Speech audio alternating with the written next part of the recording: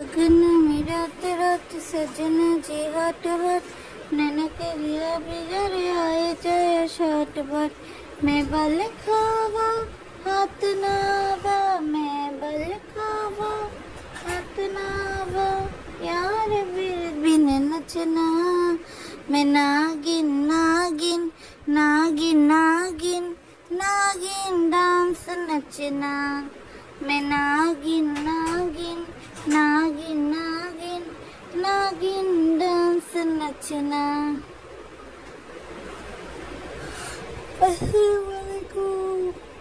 ঈদ মোবারক, ঈদ মোবারক। সবাই কেমন আছেন? চলে আসলাম আজকে একটা ধামাকাদার ভিডিও নিয়ে। গতকালকে কোনো ভিডিও রিলিজ করতে পারিনি, স্বাভাবিক ব্যাপার, ঈদের ব্যস্ততা। দর্শক, ঈদের দিন আসলে এত ব্যস্ত ছিলাম যে ভিডিও দেখার বা ভিডিও দেওয়ার সময়টা আসলে হয়নি। তো যাই হোক দর্শক, আজকে যে ভিডিওটা নিয়ে এসেছি সেই ভিডিওটা কিন্তু অনেক টান উত্তেজনামূলক ভিডিও।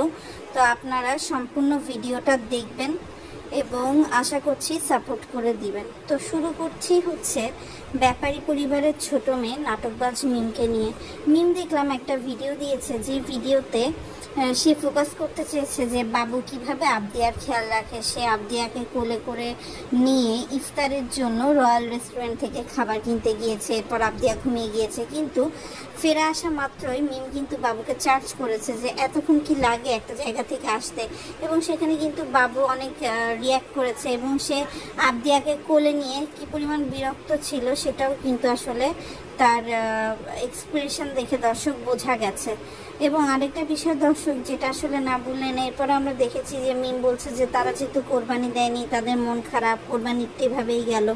মানে একটু ভিউ পাওয়ার জন্য, একটু লাইমলাইটে আসার জন্য যত নাটক। এরপরে আজকে যখন দ্বিতীয় দিন পড়ে গেছে, এখন তাই সকালবেলা সকাল 6টার সময় ঠোঁটের মধ্যে লিপস্টিক ডইলা সে হচ্ছে বেরোইছে কেন? সে নাকি তার বাপের বাড়িতে খাসি কোরবানি দেবে। আর এই খাসি কোরবানি দেওয়ার জন্য সে তার সাথে তার যে ভাসুর বেলাল তারেও নিছে, এবং এই খাসি দেখা খুকি দৌড়াইয়া আয়সা আবদিয়ার যত্ন সেবা থেকে শুরু করে মিমের যত্ন সেবা সব কিছুই করতেছে। কিন্তু দুঃখের বিষয় এই যে খুকির ঘরে বিলাল খাইতে পারে, বিলালকে পাটি বিছাইয়া খুকি ভাবি হিসেবে খাওয়ান দিতে পারে, কিন্তু বাবুকে পারে না। মানে দর্শক বুঝতে পারছেন? তো যাই হোক দর্শক, শুধু যে মিম গেছে এত কথা বলে খুকির বাড়ি আবার তা না, সাবিনাও কিন্তু ভ্যানে করে চলে আসছে রাব্বির মরিয়ম মান্নাতকে নিয়ে। তা আমার কথা 2 দিন আগে তুই যে মহিলাটা সম্পর্কে বললি, আবার আজকে সেই মহিলার সাথে গিয়ে দহরম মহরম করতেছিস। আর খুকি তো এত বেশি উদার হয়ে গেছে, সে তো বড় ভাবি মানে ভাসুরের বউ বড় যা শারমিনকে কি বলতেছে যে আপনার গরুর গোশ কাটার কি দরকার ছিল, আজকে তো আমি গরুর গোশ আনতেছি, গরুর গোশ নষ্ট হবে। মানে হঠাৎ করে কি এমন কথা যে খাইলো খুকি যে একদম সোজা হয়ে গেল, এটাও কিন্তু আসলে দর্শক সত্যি কথা বোঝা যাচ্ছে না। আর এদিক দিয়ে ফকিন্নির ঘরে ফকিন্নি তিশা কি কামটা করে লাইছেন দর্শক দেখেন। সে এখন তানজিলারে বিয়া দিয়ে দিছে, এরপরে সে ব্লগ দিছে, একই জামা পরতে পারছে না তানজিলা, এই জন্য তার মন খারাপ। অথচ দেখি তানজিলারে ঠিকই একই কাপড়ের জামা বানায় দিছে, কিন্তু সাকিবকে একটা পাঞ্জাবি বানায় দেয় নাই। কিন্তু ওই কাপড়ের পাঞ্জাবি কিন্তু আবার বাপ্পি তান ঠিকই পড়ছে। তাহলে সাকিবকে যদি দিত কি এমন হতো? গস কাপড়ের কি খুব দাম নাকি বলেন? সত্যি কথা এটাই যে বাপ্পি তিশা হাজার জিনিস নিক না কেন সাকিবের থেকে, এবং সাকিবের পরিবারকে দিক না কেন, সাকিবকে মন থেকে জামাই তারা মেনে নিতে পারেনি।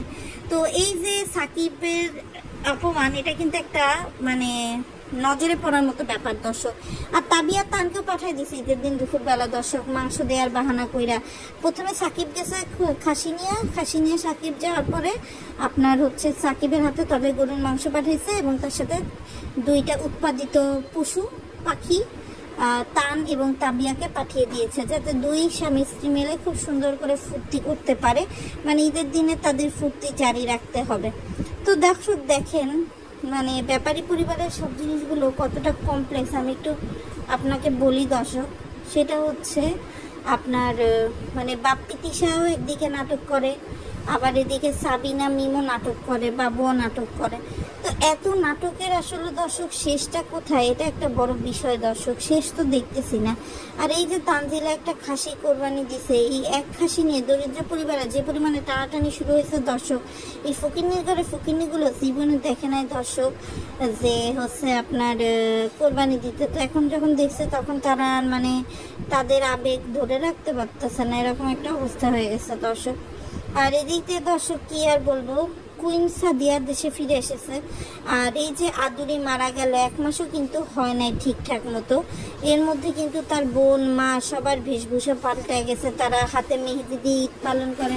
মানুষ যে আসলে কিভাবে পারে আমার আসলে এটা মাথায় আসে না, তারপরে মানুষ করে, এটা মানুষের স্বভাব হয়তো বা, তো সেটা একটা বিষয়। তো দর্শক এই তো আপনাদের সাথে এটাই হচ্ছে শেয়ার করার ছিল।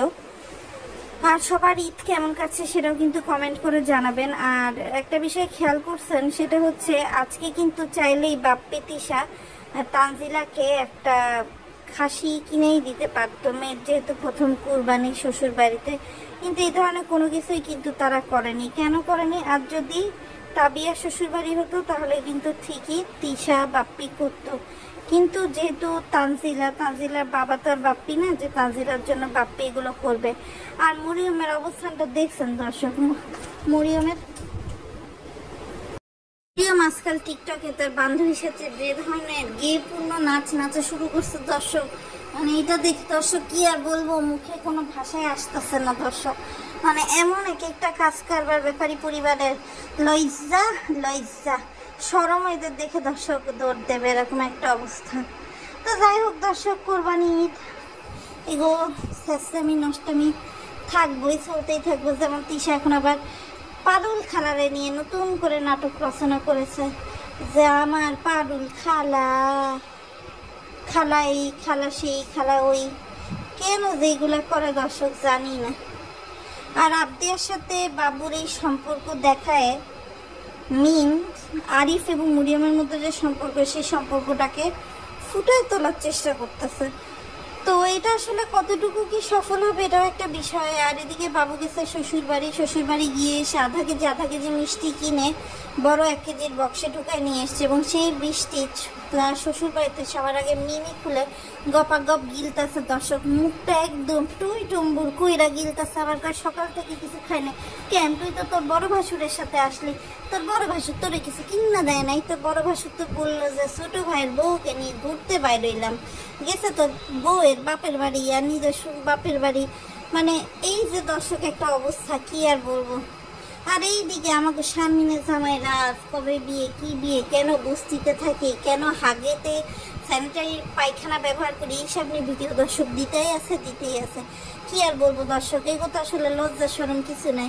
লজ্জা শরম যদি কিছু থাকতো তাহলে তো এমন করতে পারতো না। কুরবানির মতো একটা জিনিস নিয়ে মেরে এরকম বাটপারি করে, কেন করে কি করে জানি না।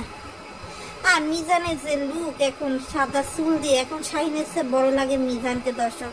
কবে যে খুকি আবার চুইলা যায় বলা যায় না দর্শক। আমি খুকির জায়গায় হইলে অনেক আগেই চলে যাইতাম, এরকম বুইরা জামাইয়ের ঘর করে কোনো লাভ আছে কোন দর্শক? খুকি কত সুন্দরী স্মার্ট, খুকি তো যে কোনো সময় যে কোনো রাজপুত্রের পায়েই যাইতে পারতো।